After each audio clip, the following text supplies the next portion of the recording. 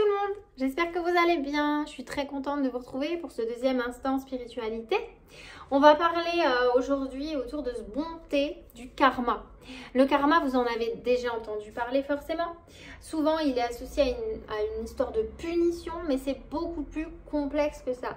C'est un principe de vie, une loi spirituelle que soit vous subissez ou que vous pouvez vivre en pleine conscience.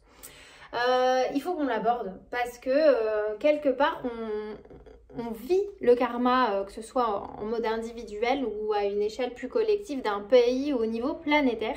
Et donc prendre conscience de tous ces processus va nous permettre de nous libérer du karma parce qu'on peut se libérer du karma pour rentrer dans le dharma. Alors, qu'est-ce que c'est que le dharma par rapport au karma ? Donc déjà, on va introduire le karma. C'est comme si vous imaginez qu'on a tous la même destination, hein, c'est le retour à la source.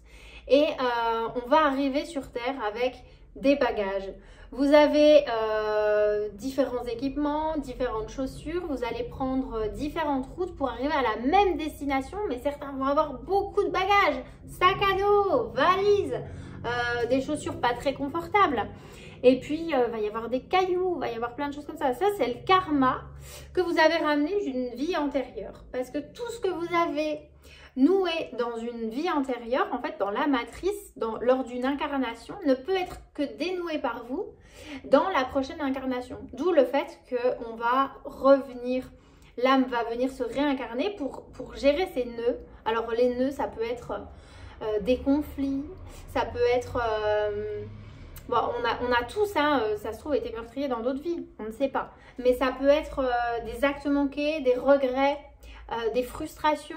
C'est vraiment des choses en fait qu'on aurait voulu, que l'âme aurait voulu réaliser sur Terre, mais qu'elle n'a pas pu. Alors c'est pour ça qu'on se réincarne pour essayer, parce que quand on est hors du corps, quand on revient justement à cette paix là-haut, dans le monde de l'informe, on se dit mais c'est facile, mais allez j'y retourne, trop bien, allez mais je vais y arriver cette fois-ci. Donc on repart, mais en fait c'est vrai que vu qu'on n'est plus dans la dualité, qu'on est retourné dans l'unité, bah, quand on revient, étant donné qu'il y a ce jeu où on est censé tout oublier, c'est pas toujours évident. Donc vous allez croiser sur votre route des voyageurs que vous avez peut-être croisés et même sûrement dans d'autres vies.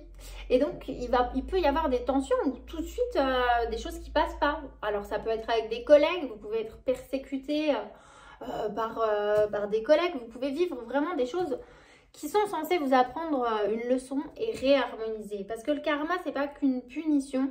En fait, c'est un principe de cause à effet. Hein. Vous faites des bonnes actions, eh bien, vous allez forcément entraîner des bonnes actions entre vous. C'est très lié à la loi de l'attraction et à la loi de la vibration, de ce que vous vibrez dans l'instant présent.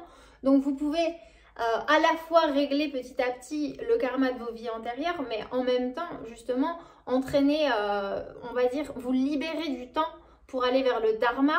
Le dharma, alors je vous explique tout de suite, je vois le soleil, donc ça met d'une évidence. En fait, le dharma du soleil, c'est tout simplement de briller. Il est là pour briller pour tout le monde, il ne se pose pas de questions. Et puis voilà, il est dans sa mission de vie. Donc le dharma, ça pourrait être votre vraie mission de vie, votre nature d'être propre quand elle s'est libérée de l'ego. Là, je vous renvoie à votre précédente vidéo où vous êtes vraiment dans votre joie, dans votre cœur, vous vous sentez dans une paix, en fait, en harmonie avec le tout. Donc là, vous êtes dans votre nature d'être, où vraiment l'âme est incarnée pleinement et peut régir, peut vivre une sorte de paradis, quelque part, sur la terre qui ressemble à ce que vous vivez au ciel. Mais voilà, le karma, si vous avez par exemple escroqué dans une autre vie, vous pouvez tout à fait être escroqué dans cette vie. Est-ce que pour autant, on doit encore se venger ou enfoncer quelqu'un? C'est là que les principes de la compassion, du pardon, de l'amour en fait vont rentrer en compte. Si quelqu'un vous cause du tort, ne pas se demander si elle vous a causé du tort dans une autre vie, mais tout simplement réagir peut-être avec le cœur, ou en tout cas, bon, ça ne veut pas dire qu'il ne faut pas se positionner, qu'il faut se laisser faire, on est d'accord, mais ça renvoie aussi à un principe de responsabilité aussi de ne pas réagir de la même manière pour ne pas recréer du karma. Donc le karma, c'est un principe qui est compris hein, dans les religions bien sûr, au point que parfois on l'a un petit peu même trop encadré de manière mécanique. C'est-à-dire que quand vous êtes chrétien, il faut faire l'aumône. En tant que musulman, on appelle ça des hasanat. Enfin voilà, c'est des bonnes actions. Voilà, on a dans chaque religion, en fait, il y a vraiment ce devoir de donner, en fait. Mais ça s'étend au-delà de ça et surtout ne pas faire des actes par but d'être récompensé, ça marche pas en fait. Mais ça s'étend au-delà, c'est un principe qui veut nous mener à une pleine conscience que nous appartenons à un tout.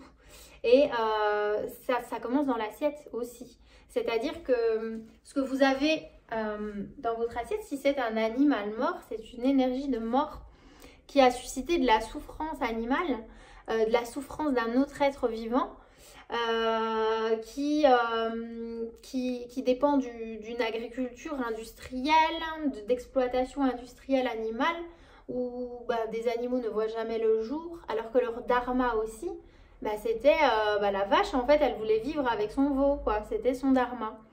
Et quelque part, on va se demander, par exemple, pourquoi les agriculteurs se suicident, ou pourquoi faut toujours, dans l'industrie du lait de vache, pourquoi il faut toujours pourquoi ça marche pas, quoi. Pourquoi il n'y a pas d'abondance, pourquoi on va demander des subventions.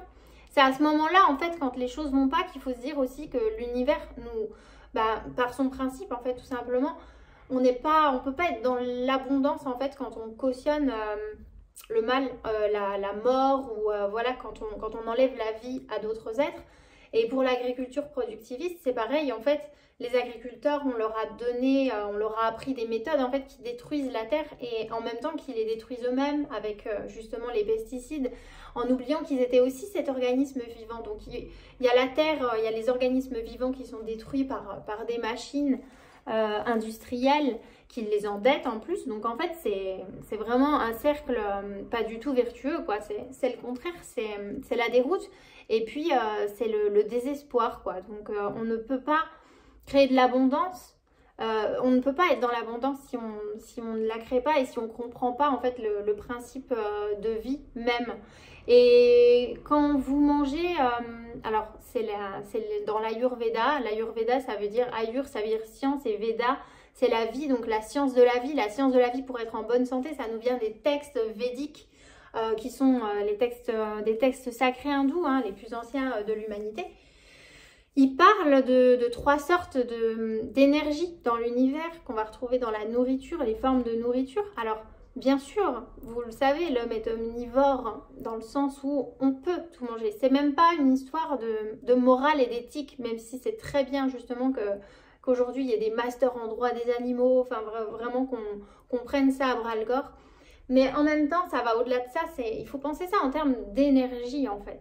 Vous allez, l'alimentation sattvique, c'est l'alimentation de la pure lumière que vous allez trouver dans les plantes sauvages, que vous allez trouver dans les fruits, dans les légumes, surtout voilà, tout ce qui est vivant en fait. Et donc ça, plus vous allez vous en nourrir, plus votre corps va récupérer du prana, cette énergie vitale en fait, qui va vous relier à l'intelligence universelle. Et cette intelligence universelle va tout naturellement vous conduire vers votre dharma, tout simplement. Vous ne serez pas parasité en fait par l'énergie ensuite donc qui est en dessous. Donc ça va être, il y a l'énergie rajasique et tamasique, il y a l'énergie de la destruction. Alors elle est nécessaire parfois, il faut que les choses se détruisent pour être reconstruites derrière, les cycles s'arrêtent pour refaire des cycles. Mais l'énergie de la mort, donc voilà, qui est liée à, par exemple, la viande, quand vous allez ingérer ça, vous allez absorber une énergie de mort qui n'aura aucune fertilité dans vos idées, qui au contraire va jouer sur la santé, sur les maladies. Ça peut jouer aussi, écourter la vie, hein, c'est-à-dire au lieu de vivre jusqu'à 70 ans, jusqu'à 100 ans, vous allez vivre jusqu'à 70 ans. Et en quelle santé? C'est-à-dire qu'après les reins, on le voit en médecine, hein, y a une alimentation qui fatigue, qui abîme les reins. On n'a pas des gros reins de carnivores, on a des reins, on n'est pas animal à la base, on a des petits reins quand même pour trier des déchets, mais pas énormes comme un chien par exemple qui a des gros reins pour trier la viande parce qu'il est prévu qu'il soit carnivore. Donc nous quand même on a ce libre arbitre qui nous dit ok, tu peux manger, tu peux te nourrir d'un animal mort, tant que c'est pas interdit par la loi. Par contre, en fait, bah, tu as un karma là-dessus. C'est-à-dire que bah, soit ça va te créer des émotions, tu vas pas te sentir bien parce que l'animal, là, toute sa vie, il était en colère. Quand vous regardez le regard des vaches, quand vous regardez cet œil rouge, en fait, cette tristesse, ce désespoir, il suffit que vous alliez vraiment dans des fermes industrielles pour voir ce qu'il y a à l'intérieur de l'œil de cette vache. En fait, on sent tout de suite que l'âme, en fait, est triste, quoi. Il y a vraiment une âme, il y a vraiment une communication non verbale qui se fait. Et on va récupérer tout ça en énergie, en humeur à l'intérieur de nous. Donc, même voilà, quand on veut être dans un métier du bien-être ou qu'on veut faire du bien aux autres, on ne peut pas faire du bien aux autres si on n'est pas bien déjà nous-mêmes. Et pour être bien nous-mêmes, ben, ça passe par une conscience de ce qu'on a dans l'assiette. Est-ce que ce que j'ai dans l'assiette, ça véhicule un message de paix?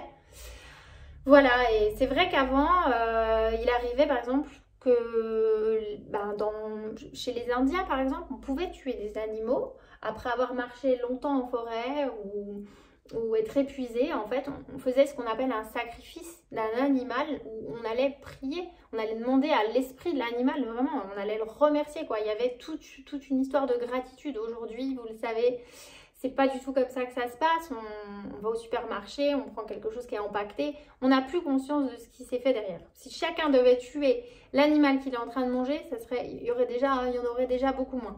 Alors c'est vrai, j'entends beaucoup de discours qui disent qu'on réduisent de plus en plus. Voilà, ça crée quand même du karma, même si on réduit, on se nourrit encore une fois de mort. Donc c'est au libre arbitre de chacun de vivre en fonction de ça. Ensuite, il y a un karma plus collectif que je voulais aborder aussi. Alors, le karma renvoie toujours à la responsabilité. Responsabilité à la fois de ce qu'on aurait pu faire dans une vie passée qui nous revient en effet boomerang. Responsabilité aussi, même si c'est pas quelque chose qu'on a provoqué, de réagir soit justement dans la même vibration négative qu'on a en face ou de réagir dans l'amour et dans la pacification. Mais responsabilité aussi de positionnement.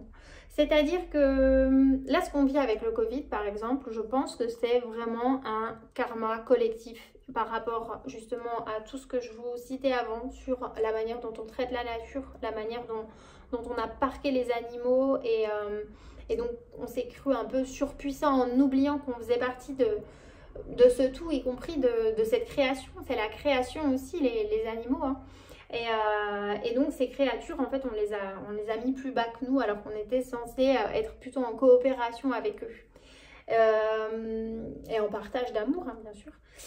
Mais du coup, ce karma collectif, eh ben, on se le prend avec le Covid. Et aussi par le fait qu'on cautionne encore aujourd'hui, et c'est ce qu'on appelle des nœuds karmiques, on cautionne encore sur la planète Terre qu'il existe des colonisations et puis qu'on bafoue encore les droits de l'homme, des droits de l'homme fondamentaux dans certains pays.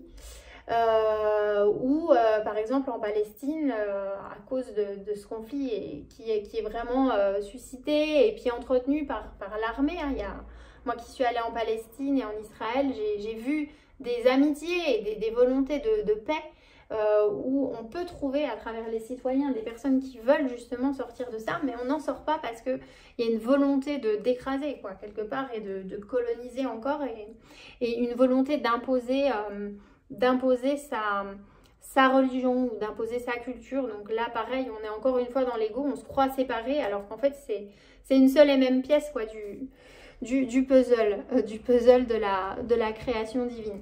Mais nous qui sommes français par exemple, ou qui appartenons à un pays qui est censé être des droits de l'homme, aujourd'hui on est incapable de se positionner sur des questions comme ça, où on le fait à voix basse, mais voilà, il existe dans le droit international aussi des possibilités de sanctionner, notamment avec l'ONU, ou voilà des possibilités d'affirmer en fait des valeurs, parce que c'est nos frères aussi. Et on ne le fait pas, donc ça crée des nœuds karmiques et quelque part en fait avec le Covid, quand on se retrouve chez nous enfermés ou qu'on doit faire des attestations, en fait c'est exactement un petit peu les mêmes sensations que des personnes vivent tous les jours là-bas, où ils sont un peu dans des prisons à ciel ouvert, ou quand ils passent des portiques, ils sont contrôlés par l'armée avec des avec des armes tous les jours que les enfants voient. Donc on voit de plus en plus ça s'approcher dans nos propres territoires français. Et puis pas qu'en France, hein, bien sûr.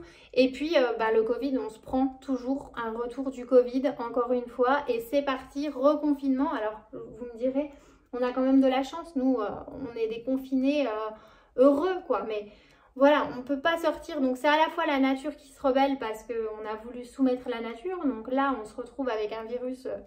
vu qu'on s'est coupé de la nature et qu'on se rend plus compte à quel point en fait on est déconnecté de notre propre organisme vivant. Je vous en parlais déjà dans la vidéo précédente, mais voilà, je pense que le karma collectif est important aussi à connaître parce que c'est vrai qu'on en parle souvent au niveau individuel.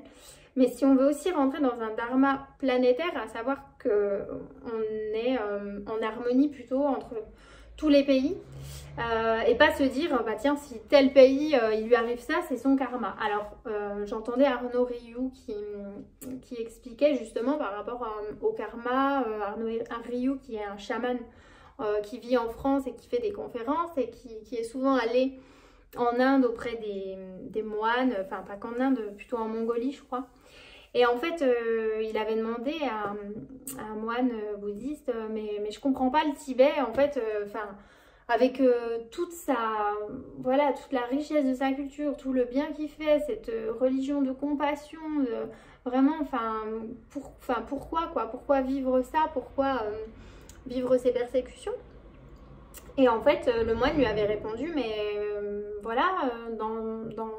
dans d'autres vies, dans d'autres siècles, on était reclus sur nous-mêmes. On a refusé de partager nos savoirs spirituels pendant longtemps. On était peut-être présomptueux. Enfin voilà, il était complètement responsable et dans l'acceptation de ce qui lui arrivait. Mais c'est pas pour autant que nous, à l'échelle de là où on vit, on n'a pas ce devoir de se positionner. Voilà. Voilà pour le karma. Bon je vous souhaite, une bonne fin de karma. Non mais voilà, le karma en soi c'est se libérer du temps aussi, hein. C'est-à-dire qu'après on accède à une forme d'éternité sur terre quand on entre dans notre dharma où on se rend compte que on devient complètement créateur à la minute près. Et une dernière chose, quand vous êtes vraiment près de votre mission de vie, de trouver votre vraie nature, quoi, la vraie mission de votre âme sur Terre, pourquoi elle est venue s'incarner, ça peut être tout simplement pour incarner l'amour inconditionnel, l'amour divin dans un couple ou à travers vos œuvres. Hein. Et en fait, la vie vous tolère de moins en moins, en tout cas le retour du karma est de plus en plus rapide. C'est-à-dire que ce que vous allez faire, vous allez le ressentir très très vite en effet miroir dans la vie pour réharmoniser en fait. Là, voilà, c'est plus qu'une punition, c'est une volonté d'harmoniser très vite, ressentir très vite les choses pour comprendre que là c'est pas normal, on n'est plus aligné et re-rentrer très vite dans la voie, dans le dharma quoi. Voilà, et je vous souhaite une bonne journée. Merci pour ce petit instant spiritualité, merci pour vos commentaires, merci pour vos soutiens. Vous pouvez vous abonner à la chaîne, vous pouvez partager ma vidéo. Et puis plus il y aura de petits likes, c'est pas de la course au like, mais c'est vrai que plus il y a de petits likes, plus en fait la vidéo est visible sur YouTube. Donc c'est bien aussi pour soutenir ma chaîne. Je vous embrasse et puis je vous dis à très bientôt pour une nouvelle session spiritualité, peut-être un petit peu plus pratique, moins théorique la prochaine fois. Voilà, je vous en dis pas plus, je laisse la surprise. Bisous à tout le monde, à bientôt.